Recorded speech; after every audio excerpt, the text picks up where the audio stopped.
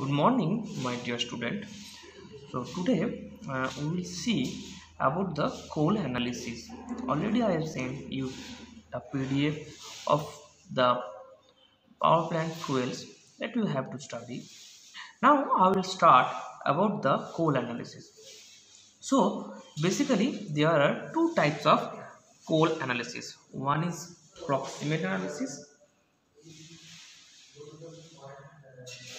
Proximate analysis. Another is ultimate analysis.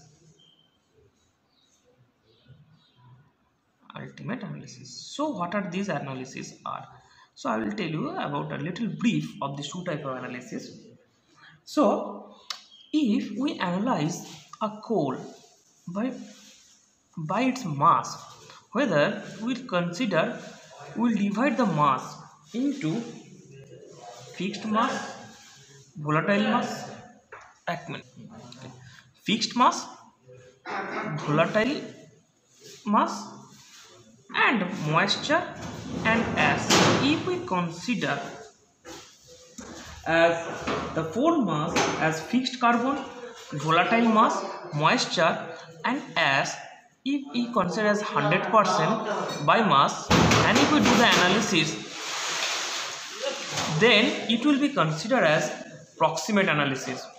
Whereas in ultimate analysis, we divide the fixed carbon and the volatile mass in like this: carbon plus hydrogen plus oxygen plus nitrogen plus sulfur plus moisture plus ash.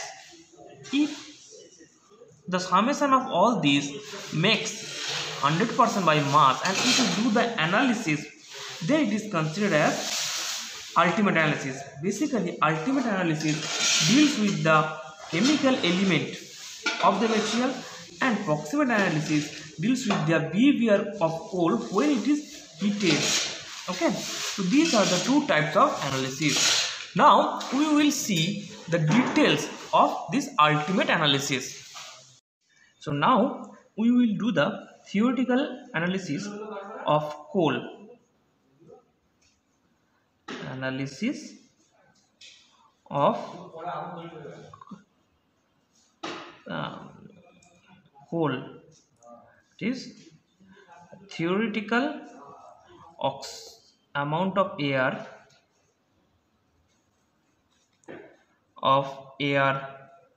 required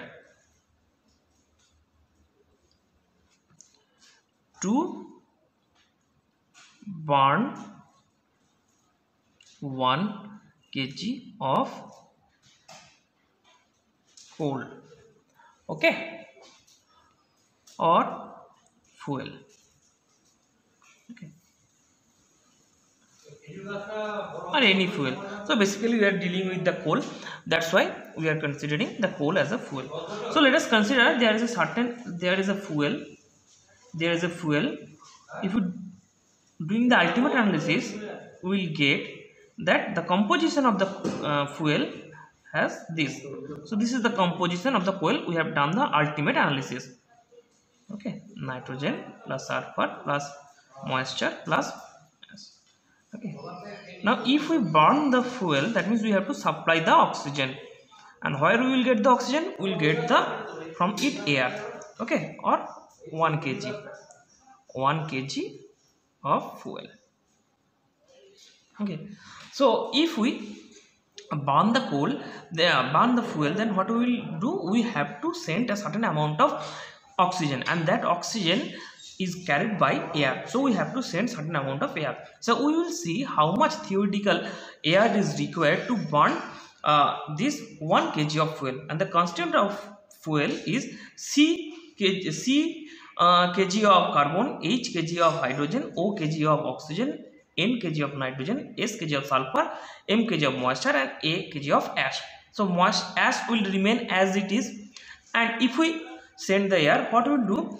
The oxygen will react with these elements. That is, it will react with carbon, it will react with hydrogen, it will react with sulfur, okay. But the nitrogen will release in the air, moisture will release, as well as it will be remain as it is. Okay. Now, how much amount of air is required? That means air is required to burn or to make a chemical reaction with carbon, hydrogen and sulfur. Okay. So we'll do the analysis. So if we know that if carbon reacts with oxygen, then we will get carbon dioxide. Okay. Now what is the chemical weight of this carbon? It is 12 kg. Molecular weight, it is 32 kg and it is 44 kg. Okay, that means if we to burn 12 kg of carbon, we require 32 kg of oxygen and 44 kg of carbon dioxide to release. That means to burn 1 kg of carbon, we require 32 by 12, that is 2.67. Already the calculation has been done. Kg of oxygen, and we will get 3.67 kg of carbon dioxide. Okay, so to burn C kg of carbon, we require 2.67 C kg of oxygen, and we will get 3.67 kg of CO2. Okay, similarly hydrogen H2 plus O2 is equal to 2H2O. So this is 2H2. Sorry. So this is 4 kg of hydrogen. To burn 4 kg of hydrogen, we require 32 kg of oxygen, and we will get 36 kg of water. To burn 1 kg of hydrogen, we will require 8 kg of oxygen, and we will get 9 kg of water. Similarly, to burn H kg, we require 8 kg, and we will get 9 kg of water. Okay, so to burn H kg of hydrogen, we require 8 kg of oxygen. Similarly for sulfur, so S plus O2, it is coming SO2, so it is also 32 kg. It is also 32 kg. It is also 64 kg. Okay, so to burn 1 kg of sulfur, we require 1 kg of oxygen, and we will get 2 kg of sulfur dioxide. Similarly, to burn S kg of sulfur, we require X kg of oxygen, and we will get 2S kg of sulfur dioxide. Okay, so this is the amount of oxygen required for the chemical reaction with the fuel. Okay, so how much oxygen is required? So the oxygen is required 2.67 C plus 8H minus O, because already O amount of oxygen is over there, so we can write minus O plus S kg of air required to burn oxygen required to burn 1 kg of fuel. Okay, so we can write it in this manner that WO2 is how much required? 2.67 C plus S plus 8 into H minus O by 8, amount of oxygen required to burn 1 kg of fuel. Okay, now air contains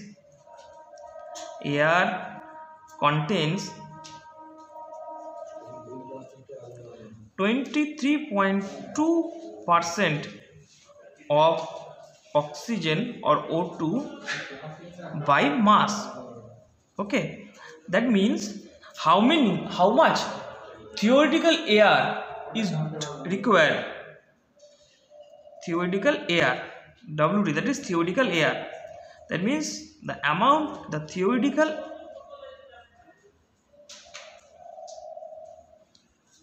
amount